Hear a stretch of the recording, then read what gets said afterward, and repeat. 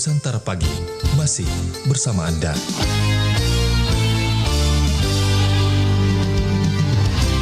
Assalamualaikum warahmatullahi wabarakatuh, sahabat budaya. Jumpa lagi saya Bang Rian di ruang dengar Anda, tentunya di acara obrolan tematik RB tentang pengentasan kemiskinan.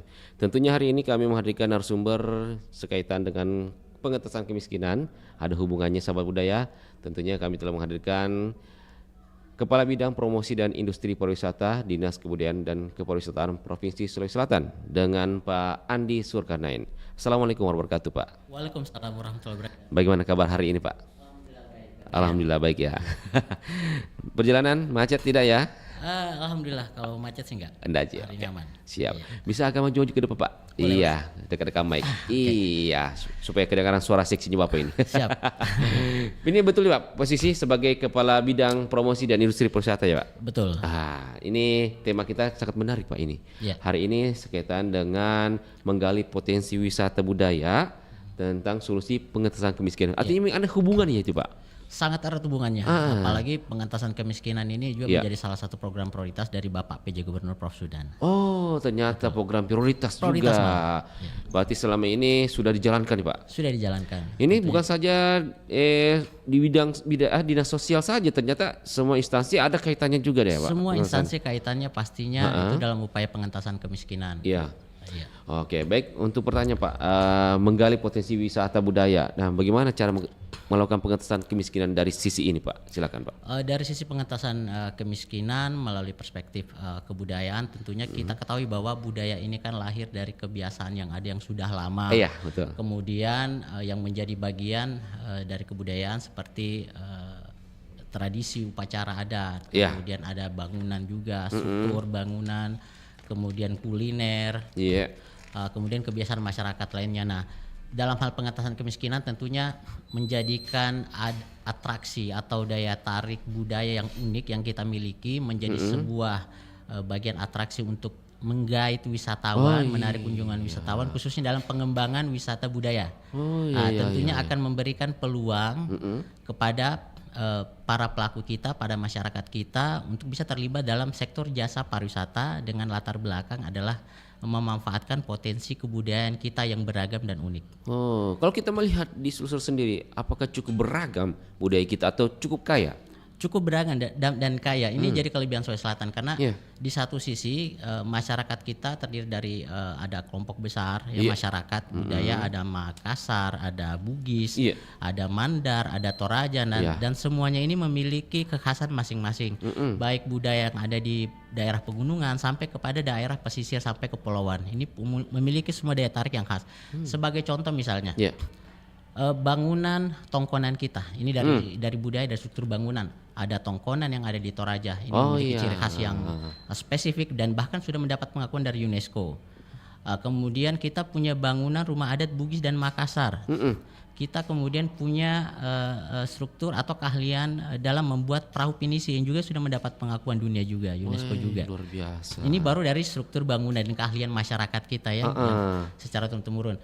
Belum lagi kita kepada keunikan dari sisi upacara adat dan tradisi. Kita mengenal rambu Solo, rambu Tuka, kemudian mak nenek yang ada di Toraja. Kita tahu dengan tradisi nyorong lopi yang ada di Bulukumba.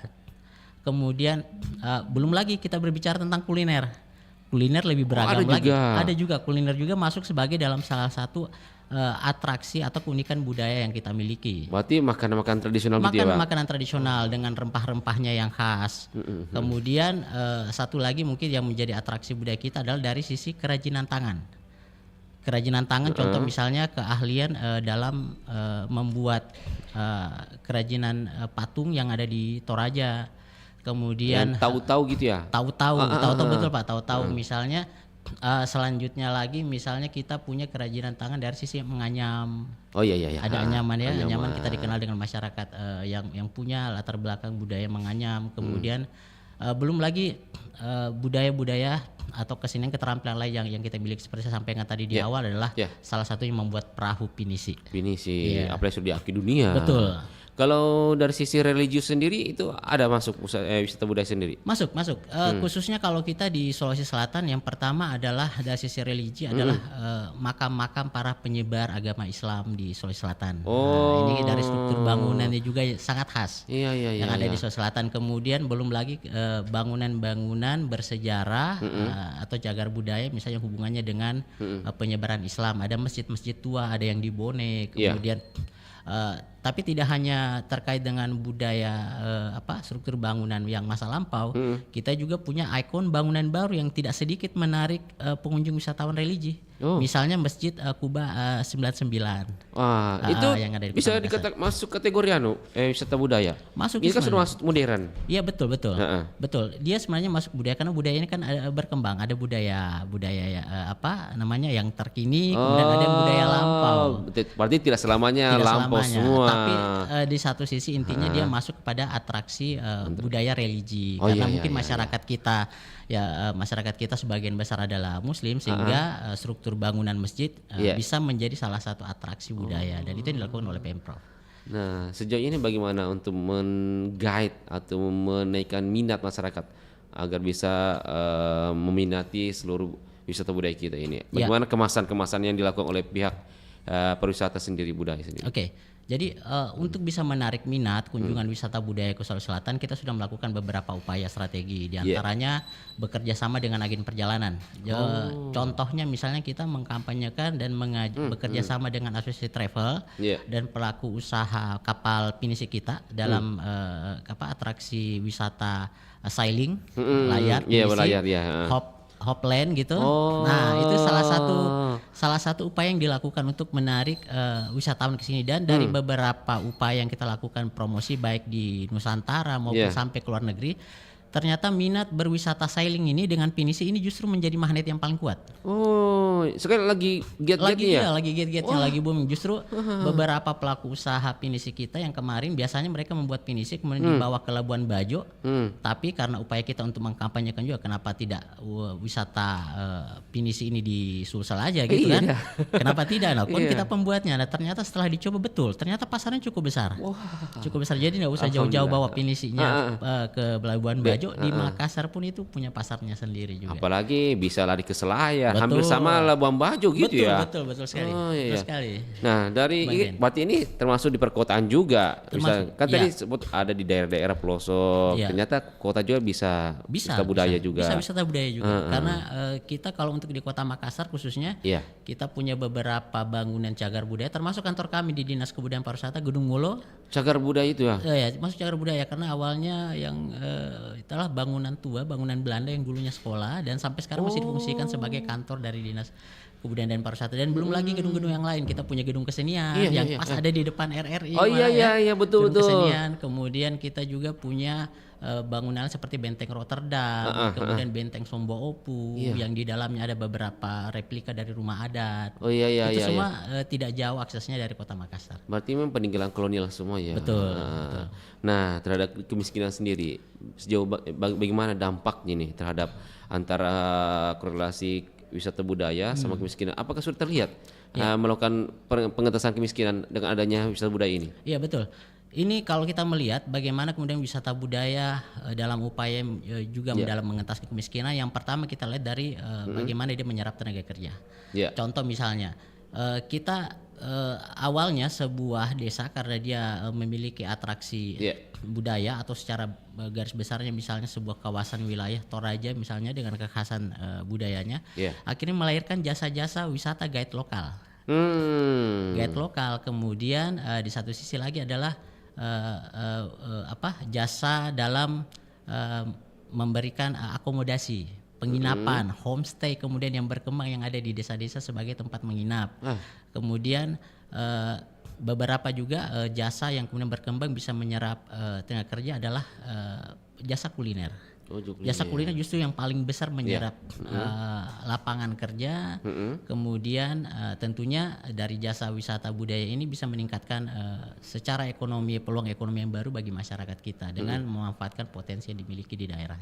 Sejauh ini yang melakukan pengentasan kemiskinan ini apakah investor sendiri yang masuk baru menyerap tenaga kerja lokal atau masyarakat sendiri yang membangun usaha seperti UMKM sendiri? Kalau dari kecamatannya pariwisata melihat bagaimana?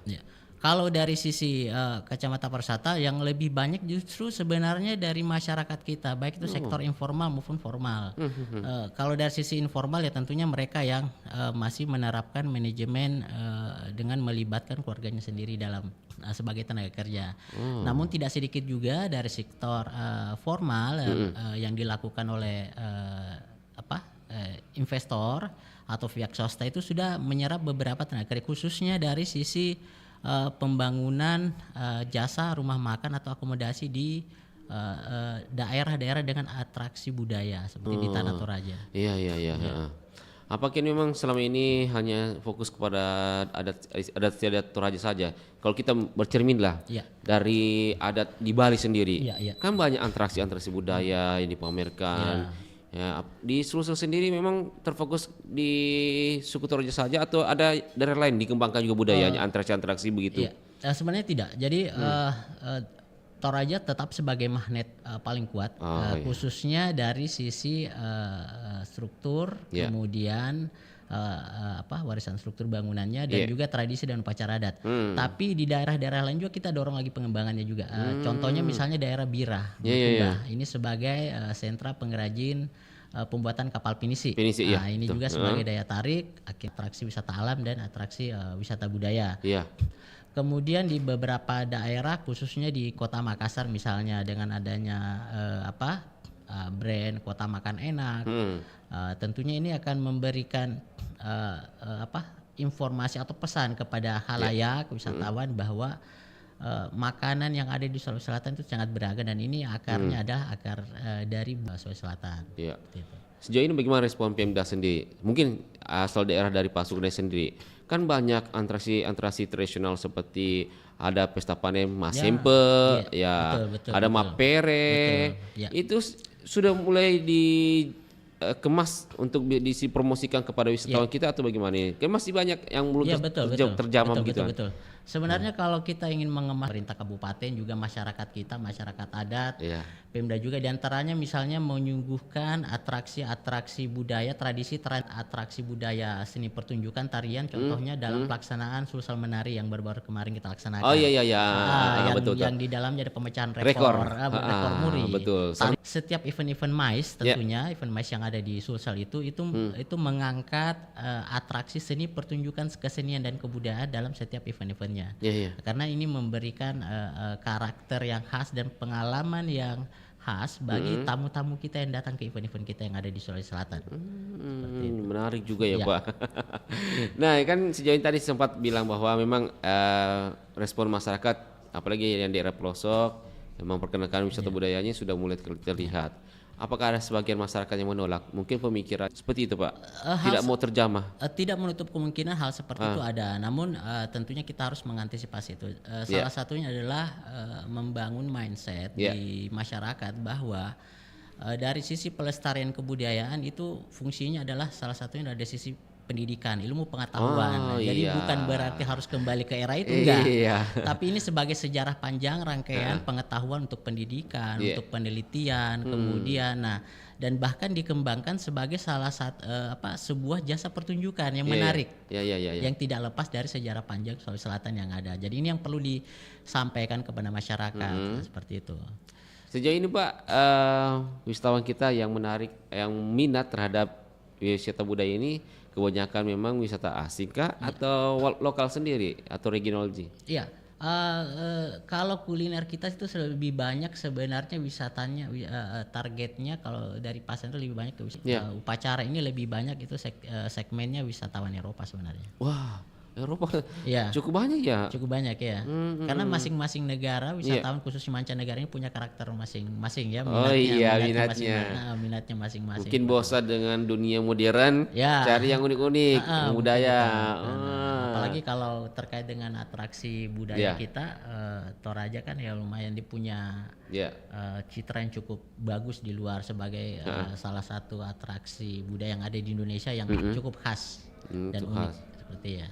Oke, Pak, ini dengan dampak dari pengembangan wisata budaya lokal ini, apakah cukup memberi dampak juga kepada pemerintah dari income-nya sendiri? Dari income-nya itu sudah pasti ya, sudah pasti sangat membantu, khususnya dari sektor pendapatan lainnya yang di dalamnya masuk pajak makan minum, kemudian pajak akomodasi. Ini tentunya sangat membantu daerah, pemerintah daerah khususnya dari sisi pendapatan sektor pariwisata. Namun kita juga masih memacu terus karena sektor pajak ini kemudian bisa kita manfaatkan kembali untuk pengembangan pembangunan fasilitas pendukung tentunya pariwisata untuk perbaikan ke depan di Sulawesi Selatan.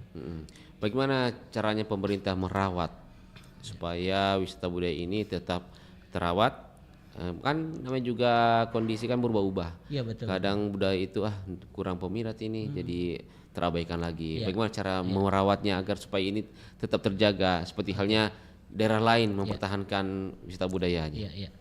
Yang pertama adalah upaya perlindungan dulu, pengakuan dan perlindungan kepada atraksi budaya kita dulu komponen budaya kita. Ada tradisi, ada keahlian, ada dalam bentuk benda, semua ini kita daftarkan dulu. Itu upaya itu yang dilakukan sebagai bentuk proteksi kepada produk budaya kita. Yang kedua adalah pelibatan masyarakat dalam memanfaatkan aset budaya yang mereka miliki di wilayahnya, dalam membentuk misalnya membentuk kelompok sadar wisata yang daerahnya kebetulan di sana ada atraksi budaya. Karena untuk menjaga ini semua tentunya pemerintah sangat terbatas dalam menjaga. Yang paling bisa menjaga adalah masyarakat yang berada di sekitar di mana atraksi budaya itu ada. Ini cara yang paling efektif sebenarnya dalam menjaga. Nah, tentunya ada beberapa sosialisasi, kemudian pelatihan-pelatihan juga kepada masyarakat agar masyarakat bisa berdaya dan peran sertanya untuk membangun atau menjaga aset-aset budaya kita yang bisa juga berefek ekonomi kepada mereka. Ini mereka betul-betul terlibat dalam menjaga dan memanfaatkan daya tarik budaya yang ada. Kalau kita melihat dari pemerintah sebelum festival tahunan kalau tidak salah Lovely Desember gitu betul. Nah sejauh ini kan sudah mulai agak redup kalau dilihat ini. Apa kendala ini? Terkait dengan Lovely Desember atau daerah lain juga kayak di Selayar. Sebenarnya kalau terkait dengan event terkhusus yang ada di Toraja sebenarnya kemarin hampir 3 tahun berturut-turut itu ada event yang lain juga di Toraja yang masuk dalam Karisma Event Nusantara, namanya Toraja International Festival.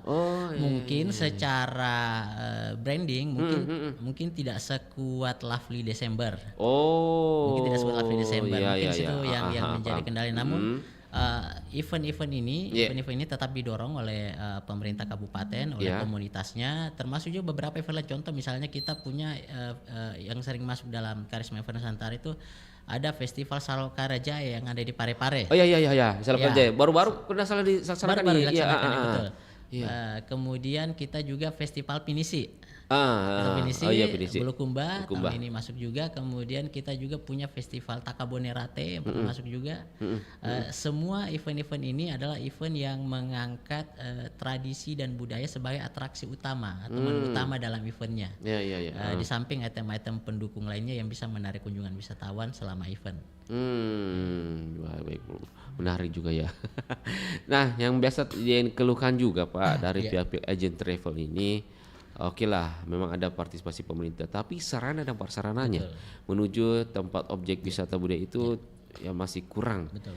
Iya, bagaimana itu respon pemerintah? Ini menjadi kewenangan pemerintah, bagaimana itu? Betul ya. Jadi mulai dari pusat, provinsi, kabupaten, bahkan sampai di tingkat desa sebenarnya dari sisi kewenangan, tanggung jawab untuk aksesibilitas sebenarnya semua punya peran masing-masing. Contoh misalnya, kalau kebetulan kami di tingkat provinsi Sulawesi Selatan kami pernah membangun itu perbaikan kondisi jalan atau peningkatan kualitas jalan dari Kota Toraja ke Olon itu panjang sampai saya kurang ingat tepatnya sampai berapa kilometer itu agar memudahkan akses wisatawan dari kota Tanah Toraja ke Olon. Olon sendiri itu apa di situ yang menarik di situ di Olon sehingga membangun akses jalan situ? Oke. Olon sebenarnya yang menarik adalah savananya, bukit-bukitnya. Kemudian jadi lebih alamnya, kepada view alam. Walaupun dalam perjalanannya tentunya kita akan senantiasa disuguhkan dengan karakteristik perkampungan masyarakat atau lembang lah orang biasa kenal. Lembang. Jadi itu sebenarnya karena ini segmennya juga sebenarnya masuk kepada segmen wisata campervan juga. Campervan karena ya memang unik karena view alamnya itu mungkin hal yang tidak biasa kita dapatkan di daerah-daerah yang lain yang ada di Sulawesi Selatan karena dia hamparan savana, pegunungan, bukit, kemudian di bawahnya ada sungai. Cuman yang jadi kendala adalah akses menuju ke sana, kualitas jalannya tentu kalau ini menjadi ranahnya Pemprov udah mencoba menyelesaikan juga, kemudian kabupaten juga seperti itu. Intinya aksesibilitas memang sangat menjadi hal yang wajib untuk memudahkan wisatawan kita menjangkau seluruh atraksi baik itu wisata budaya maupun wisata alam dan buatan yang ada di Sulawesi Selatan. Tapi kalau dari lihat ini masyarakat atau wisatawan ini lebih minatnya ke mana ini Pak? Wisata alam kah, budaya kah, atau yang lain atau merata? Kalau dari mungkin ada dominan lah. Kalau dominan sih sebenarnya lebih banyak ke wisata alam. Wisata alam, tapi tergantung dari jenisnya. Karena wisata itu ada dibagi dua, ada yang sifatnya wisatanya quality tourism, ada juga yang wisata mass tourism atau wisata massal. Contoh misalnya wisata massal adalah wisata yang biasanya ada hubungannya dengan tirta air. Wisata air, contoh misalnya Bira Bulukumba kunjungannya sampai sangat tinggi itu karena wisatanya wisata lebih ke wisata alam, ke pantainya, pasir putihnya, kemudian Bantimurung itu atraksi wisata alamnya. Kalau terkhusus dengan atraksi wisata budaya, misalnya upacara-upacara adat yang ada di Toraja itu sangat dinantikan oleh travel-travel karena mereka biasanya membuka paket itu juga berdasarkan informasi upacara adat yang akan dilaksanakan di Tanah Toraja itu pemakaman itu ya? Ya pemakaman. Nah itu lain lagi segmennya. Kemudian wisata budaya lainnya misalnya yang menarik segmen ya tentu saja wisata orang biasa mau berkeliling di Kota Makassar pasti tidak bukan adalah ingin mencicipi kulinernya. Nah, itu punya segmennya sendiri juga seperti itu. Berarti ada momen-momen waktu tertentu saja. Betul. Kayak pemakaman mungkin di akhir-akhir tahun ya kalau salah ya. Berarti yang lainnya di sektor lain lagi. Tapi memang cukup penyerapan tenaga kerja itu cukup besar ya. Cukup besar. Keberadaan ini ya. Nah, yang menjadi masalah juga Pak ini, semakin maju zaman ini semakin giat juga teknologi. Masyarakat pun dari contohnya fisik rumah adat Tongkonan. Sekarang sudah banyak modern Pak. Orang sudah malas mempertahankan rumah Tongkonan. Ini apalagi kan kita punya niat untuk mempertahankan budaya kita. Betul. Nah, bagaimana itu strategi dari pemerintah agar bisa mempertahankan warisan kita ini? Tentunya yang sangat punya peran penting di sini adalah di samping masyarakat sendiri adalah pemerintah di tingkat kabupaten sebenarnya. Bisa saja misalnya pemerintah kabupaten ini mendorong peraturan daerah terbit perda gitu. perda dalam menjaga kelestarian warisan struktur bangunan yang ada di daerah. Kemudian kalau dari kami misalnya provinsi, salah satu bentuk bantuan dukungan kita untuk melestarikan bangunan struktur bangunan warisan budaya kita adalah dalam bentuk bantuan untuk rehab. Oh, rehab. Ya, rehab bangunan rumah adat, kemudian yang ada di Wajo, yang ada di Tanah Toraja, yang ada di Sidrap seperti itu. Itu biasanya kalau dari Dinas Kebudayaan dan Pariwisata juga melakukan upaya-upaya dalam membantu komunitas atau masyarakat itu dalam menjaga atau merawat dalam bentuk rehab bangunan adat yang ada di daerahnya seperti itu. Artinya memang perlu ada peraturan menguatkan. Perlu lebih sebaiknya aturan itu ada karena bisa dijadikan sebagai dasar upaya proteksi juga terkait dengan ini kan globalisasi budaya. Apalagi misalnya sekarang masyarakat kita itu dengan gampang mengadopsi atau melihat budaya luar. Apalagi sekarang yang lagi pop-popnya. Orang kebanyakan Indonesia mengikuti budaya-budaya Korea. Kok tidak bangga sendiri sama budaya kita sendiri? Betul. Apa upaya itu? Bagaimana upaya supaya kita harus tetap cinta terhadap dengan budaya kita? Ya, tentunya kampanye lewat media sosial, kemudian juga memanfaatkan misalnya influencer dalam mengkampanyekan budaya kita ini bisa ditempuh. Salah satunya kemarin kami coba pada saat Sulsel Menari. Jadi kami bersurat melibatkan dari masyarakat Jepang yang ada di Sulawesi Selatan. Jadi itu kami latih menari. Kami latih menari Toraja. Dan justru ini yang mendapat banyak sambutan dari pengunjung waktu itu. Orang Jepang menari Toraja di panggung Sulsel Menari. Ini bentuk-bentuk kampanye kita untuk agar orang luar saja belajar gitu tentang budaya kita. Kenapa kita tidak menghargai gitu kan?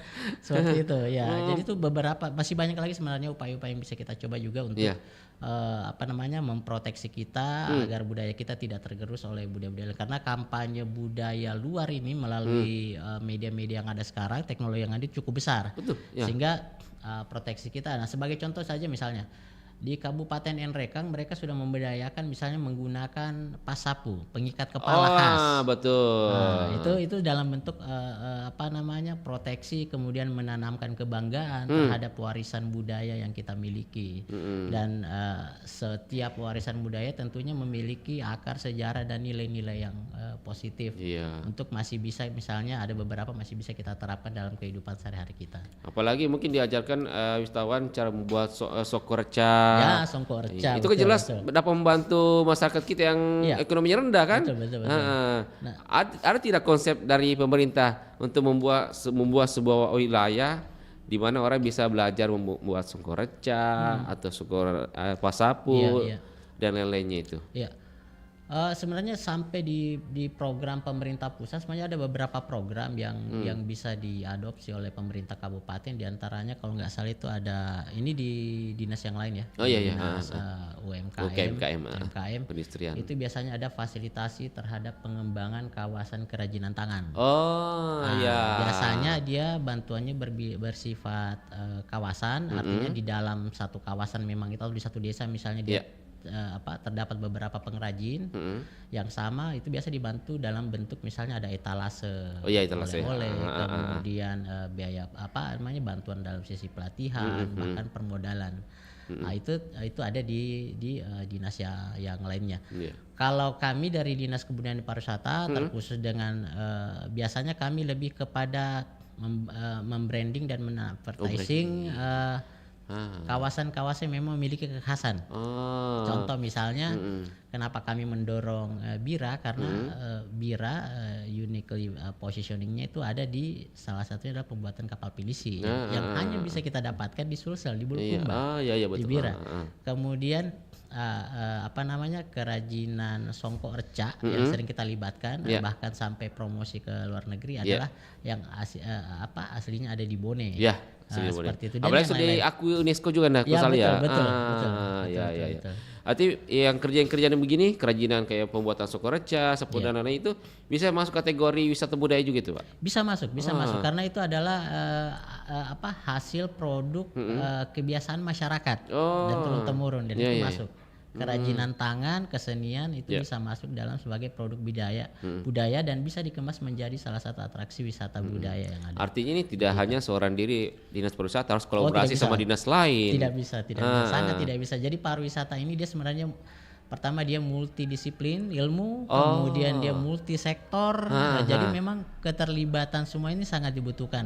Contoh dinas pariwisata tidak bisa membangun infrastruktur. Betul. Dan bagian menjalankan kita butuh koordinasi. PUPR, betul. PUPR. Kemudian untuk membina UMKM-nya misalnya asal modelannya loh. Kita dinas pariwisata nggak bisa sendiri. Jadi harus memang banyak multisektor melibatkan. Jadi kita butuh akademisi dan salah satunya dengan pendekatan pentahelix yang sangat membantu adalah seperti yang dilakukan RRI saat ini melalui media. Ini pentahelix media sangat penting sekali dalam mengembangkan mendukung pariwisata yang ada di daerah. Artinya memang tidak bisa berjalan sendiri. Tidak bisa, sangat tidak bisa. Bisa dipastikan tidak bisa. Iya, baik. Pak, sebelum itu kita lewatkan dulu satu buah lagu, nanti kita akan kembali lagi di sesi kedua. Dan sahabat budaya tetap bersama kami di 90,5 FM. Kita live di radio dan juga di streaming kami di Facebook dan YouTube sahabat budaya. Dan di RRI Digital, tinggal Anda download di aplikasi Anda di RRI Digital.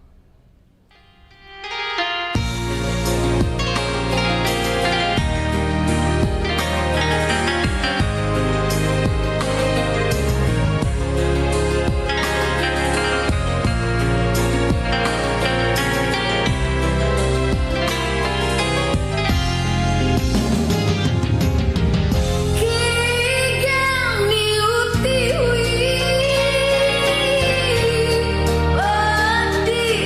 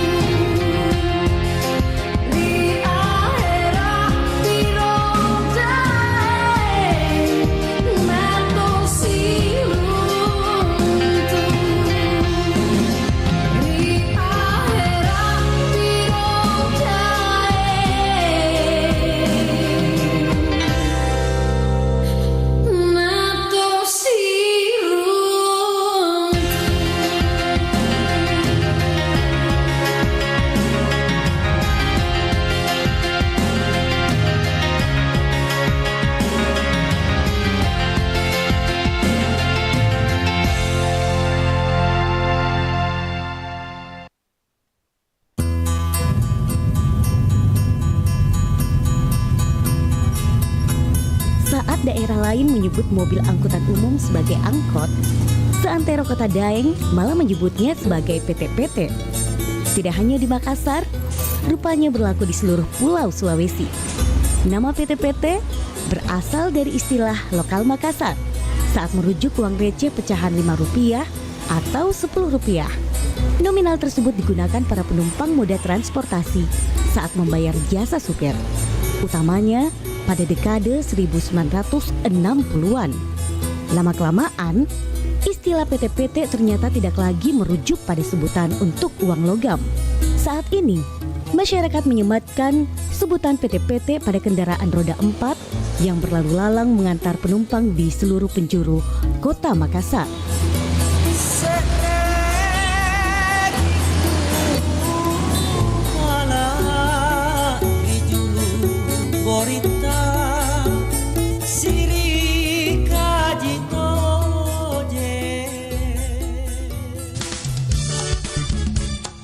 Nusantara Pagi, Pro 4 RRI Makassar.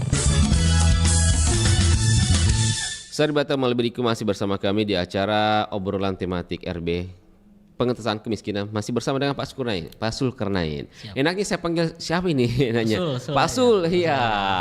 Pak Sul, ini kita lanjutkan lagi pertanyaannya. Ini sekitar dengan sektor kemiskinan dari sisi budayanya. Nah, dari sejauh ini kendala apa yang dihadapi oleh pemerintah sendiri untuk melakukan pengembangan objek wisata budaya kita ini? Tentunya terhadap pengentasan kemiskinan. Ya. Yang paling pertama tentunya infrastruktur. Iya. Penting infrastruktur penunjang yang ada di destinasi wisata. Kedua adalah aksesibilitas, kemudahan untuk menjangkau atraksi budaya kita yang cukup tersebar di 24 kabupaten kota. Dan yang paling utama lagi yang menjadi kendala adalah dari sisi SDM tentunya ya, masyarakat kita ya, mindset, karena masyarakat kita umumnya bermata pencarian itu kalau biasanya berdasarkan potensi alamnya. Kalau tidak bertani, kemudian nelayan, mungkin usaha lainnya peternakan. Nah, dalam keseharian mereka ini biasanya ada unsur-unsur budayanya. Contoh misalnya yang masyarakat petani, mereka pasti punya tradisi, misalnya seperti tadi sampaikan oleh Bang Rian. Ada Masempe, kemudian acara pesta panen dan apa segala macam. Nah, ini menjadikan tradisi atau kebiasaan mereka sebagai atraksi budaya untuk dikunjungi. Nah, ini membutuhkan transfer pengetahuan kepada mereka, seperti apa sih bagaimana mengemasnya, kemudian dukungan seperti apa yang dibutuhkan dari masyarakat. Ini yang menjadi tantangan. Namun kita mencoba beberapa upaya untuk bisa masyarakat kita kemudian bisa mendapatkan pengetahuan terkait mengelola itu, misalnya dengan pengembangan desa wisata. Desa wisata menjadikan budayanya menjadi salah satu atraksi menjadi desa wisata budaya seperti itu. Untuk hambatan dari koordinasi antara pemerintah provinsi sama daerah itu termasuk kendala juga. Terkadang mungkin ada daerah yang tidak bagus koordinasi untuk mengembangkan desa wisatanya, fokus ke infrastruktur saja. Itu ada pernah. Tentu ada dari 24 kabupaten kota, tentunya masing-masing punya dinamikanya masing-masing ya, dari sisi pemerintahan. Dari sisi kebijakannya, kemudian sejauh mana SDM-nya, kemudian yang mengurusi pariwisata. Ini tentu menjadi hambatan juga. Namun kita tidak juga melakukan langkah-langkah antisipasi terkait itu. Contoh misalnya kita membangun komunikasi terus kepada dinas pariwisata yang ada di kabupaten kota tentunya, dan salah satu yang agar pengembangan pariwisata itu bisa terarah di kabupaten kota dengan adanya kewajiban setiap kabupaten kota itu membuat perda rencana induk pembangunan pariwisata. Nah, jadi hampir semua kabupaten kota ini sudah memiliki peraturan daerah tentang rencana induk pembangunan pariwisata daerahnya, sehingga pembangunan bisa lebih terarah, karena pastinya ke depan akan ada pergantian pimpinan, akan ada pergantian SDM yang ada di pemerintahan. Kita tidak bisa pungkirlah. Beda pemimpin, pergantian, beda lagi kebijakan. Itu kan menjadi sebuah hambatan juga sebenarnya. Di mana yang sebelumnya sudah dirintis bagus-bagus pas pergantian, namanya juga pimpinan kan politik, jabatan politik. Ketika anak buah sudah bagus sudah terkenal, beda lagi pemimpin, lagi, bikin baru lagi. Itu untuk bisa mempertahankan itu ada regulasi tidak dibuat agar ini tetap dipertahankan walaupun pergantian pimpinan. Ya, salah satunya tadi sebenarnya dari rencana induk pembangunan Mungkin pariwisata, itu karena salah satunya. Otomatis kan arah pembangunan itu tidak boleh lepas dari situ. Yang kedua kemudian tentunya ini dibutuhkan kepiawaian dari yang menangani dinas pariwisata tentunya para ASN untuk bisa memberikan masukan dan kepada pimpinan karena tugas kami adalah membantu pimpinan terpilih untuk melaksanakan pembangunan khususnya di sektor pariwisata. Artinya ini program harus dimaksud RPJMD gitu ya? Iya, betul. Berarti ini Ya, siapapun berganti sistematis ya. Ya. Oh, baik. Nah, Pak, kalau dari sisi walaupun kita banyak program lah. Ya. Tapi ujungnya dana. Ya, masalah klasik. Apa itu kan utama. Ya, paling utama. Bensin itu Betul, hambatan juga sebenarnya dalam pengembangan wisata, Ya. apalagi dalam pengentasan kemiskinan. Ya. Itu masih salah satu ya juga. Itu menjadi salah satu, tapi saya sering menyampaikan ke teman-teman yang teman-teman di stakeholder terkait dengan pariwisata. Masalah anggaran dana ini masalah yang paling penting, tapi ada yang lebih penting juga adalah ketika kita tidak mengetahui apa sebenarnya yang harus dikembangkan atau dibangun. Karena ibarat kayak gini, kita punya anggaran tapi tidak punya perencanaan yang baik, akhirnya kan kita akan membangun serampangan saja dalam membangun wisata. Asal-asalan. Jelas. Ya, berbeda ketika kita misalnya sering melakukan kajian walaupun anggarannya belum ada. Kajian, kemudian FGD, kemudian merapikan dari sisi perencanaan, pengembangan. Begitu ada duitnya, ceritanya ada uang, kita tahu apa yang menjadi prioritas harus dilakukan pertama. Nah, ini yang biasa kadang kita kesampingkan, padahal dari sisi perencanaan, kalau perencanaan kita baik itu bisa diibaratkan 50% kita akan berhasil membangunnya, tinggal tunggu uang saja sebenarnya. Yang masalah ini kalau tidak ada uang akhirnya ya yang dibangun kadang tumpang tindih lah, tidak sinergi lah. Ini yang berat biasanya. Oke lah, kalau soal dana itu menjadi sebuah masalah ketika dana tidak ada. Bisa tidak kita menggait pihak ketiga, pihak investor? Oke lah, kita datang ke investor, mengembangkan wisata, tetap mempertahankan, mengedepankan budaya kita. Betul. Itu pernah dilakukan tidak oleh Pemprov ketika terjadi masalah keuangan? Ya, betul Bang Rian. Jadi ini sebagai contoh saja, kemarin Bapak PJ Gubernur Pak Prof Sudan itu sudah melakukan juga MOU dengan sektor swasta untuk mengembangkan beberapa kemudian aset destinasi aset yang bisa dikembangkan sebagai destinasi wisata yang ada di Sulsel, itu salah satunya. Kemudian kemarin juga kita masih mendorong juga upaya untuk pengembangan kawasan ekonomi khusus Birata Kabonerate. Ini sebagai upaya juga untuk menggait investor, karena betul sekali Marian, untuk mengatasi persoalan pendanaan butuh kreativitas. Ya. Salah satu peluang besar untuk mengatasi itu adalah dengan menggait investor untuk masuk mengembangkan jasa pariwisata yang ada di Sulawesi Selatan. Nah, tentunya dengan memberikan fasilitas dan kemudahan investasi, jaminan kepada mereka agar mereka mau menanamkan modalnya di Sulawesi Selatan. Karena beberapa daerah di Indonesia termasuk mungkin kita kenal Bali, kemudian beberapa daerah lain ini yang membangun sebenarnya bukan dari pemerintah tapi dari sisi investor. Nah, cuman kelebihan dari kawasan ekonomi khusus adalah ketika ini ditetapkan sebagai kawasan ekonomi khusus, maka beberapa kementerian itu diwajibkan untuk membantu dari sisi prasarana penunjang lainnya. Contoh misalnya pelabuhannya diperbaiki, akses jalannya diperbaiki. Nah, inilah pentingnya misalnya kita mendorong juga daerah kita di Sulawesi Selatan ada yang ditetapkan sebagai kawasan ekonomi khusus pariwisata. Apa diatur juga dalam perjanjian tersebut ketika kita mengundang investor? Diwajibkan harus menyerap tenaga lokal kan? Biasa terkadang juga ada investor oke lah dia menanam saham, ujung-ujungnya tenaga asing juga didatangkan. Betul, itu menjadi salah satu faktor yang paling dipersyaratkan biasanya. Karena tentunya dalam mengembangkan pariwisata tentu harus mendapatkan dukungan dari masyarakat dan yang paling dibutuhkan masyarakat adalah ketika misalnya itu dari sisi ekologi itu tidak bermasalah, dan kedua dari sisi sosial, ekonomi masyarakat sekitar itu bisa dilibatkan sebagai tenaga kerja yang ada di dalam sektor jasa-jasa pariwisata nanti yang akan dibangun. Kalau dari sisi kemudahan perizinan untuk investor sejauh ini pemerintah provinsi siapkan bagaimana? Ya, terkadang biasa mengeluh. Ya. Dipersulit ini, meja kiri kanan ini ada saja. Itu bagaimana itu? Ya.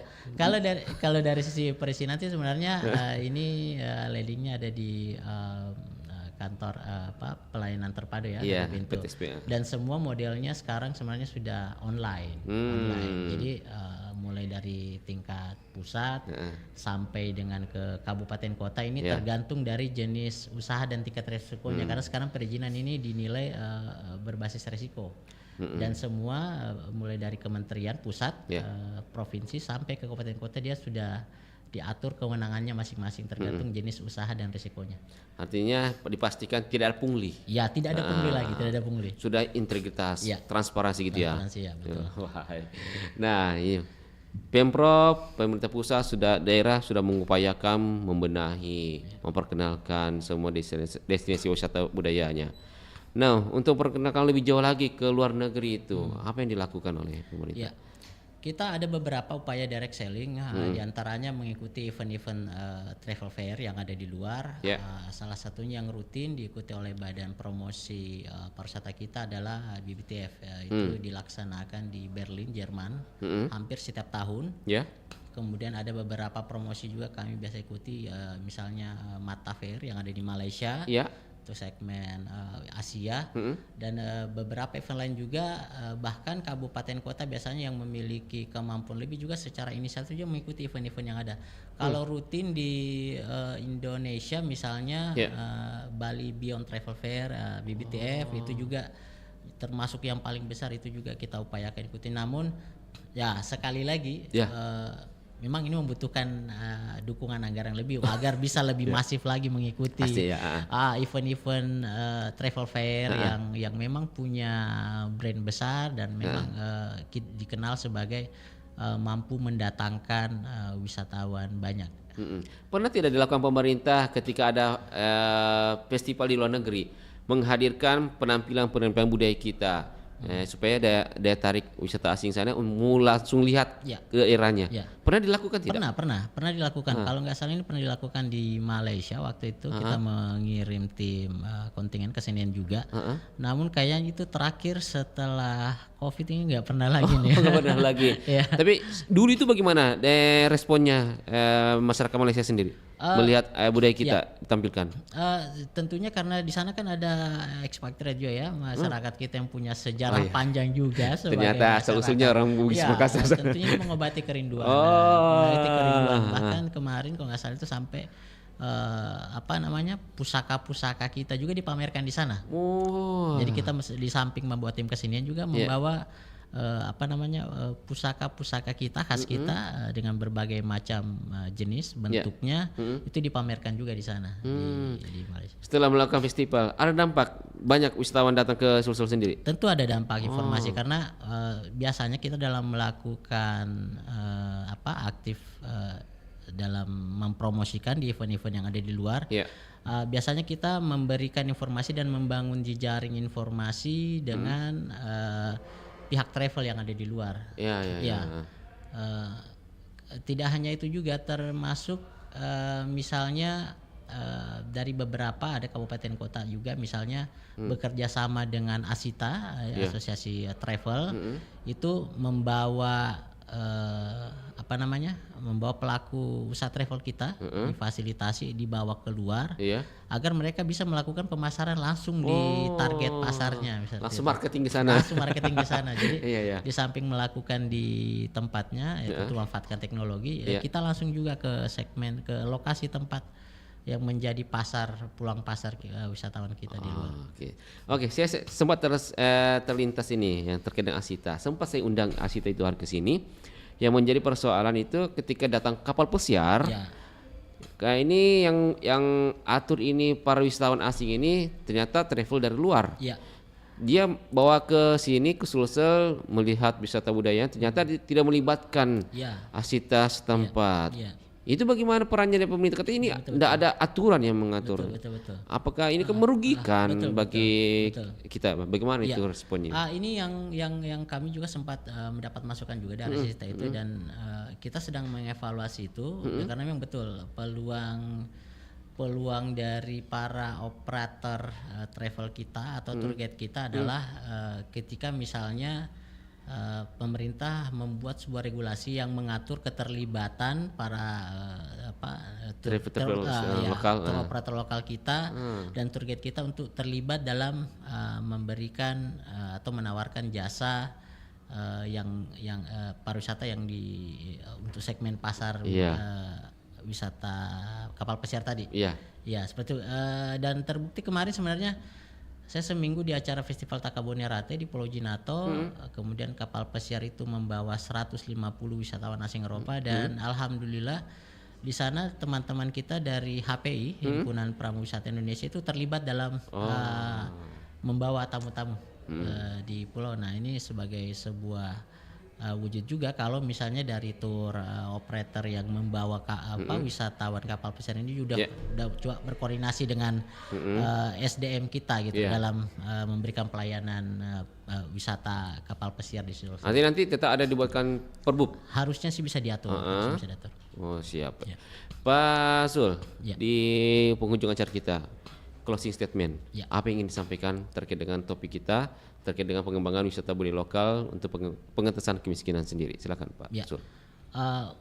Untuk pengentasan kemiskinan dengan menggali potensi wisata budaya sebagai solusi pengentasan kemiskinan di Sulsel, kami tentunya mewakili dari pemerintah mengajak seluruh stakeholder, masyarakat, kemudian media, sektor swasta, akademisi agar bisa lebih berkolaborasi lagi dan bekerja sama tentunya untuk menjadikan sektor atraksi budaya kita yang kaya akan keunikan ini bisa menjadi alternatif pengentasan kemiskinan, tentunya dengan mendorong beberapa sektor jasa yang di dalamnya atraksi atau keunikan budaya kita menjadi modal pokok utama dalam mendorong upaya pengentasan kemiskinan. Baik. Terima kasih Pak Andi Zulkarnain SP selaku Kepala Bidang Promosi dan Industri Pariwisata Dinas Kebudayaan dan Kepariwisataan Provinsi Sulawesi Selatan telah hadir memberikan edukasi tentunya pada kita semua sekitar dengan pengentasan kemiskinan dan tentu pengembangan wisata budaya lokal kita. Tentunya kita berharap kedepannya wisata di Sulsel ini dapat dikenal jauh lebih terkenal di luar negeri. Amin. Atas berkat kerjasama Bapak. Terima kasih Bang Rian. Baik. Terima kasih sahabat budaya atas kebersamaannya. Bang Rian bersama Pak Andi Zulkarnain undur diri dari ruang dengar Anda. Assalamualaikum warahmatullahi wabarakatuh.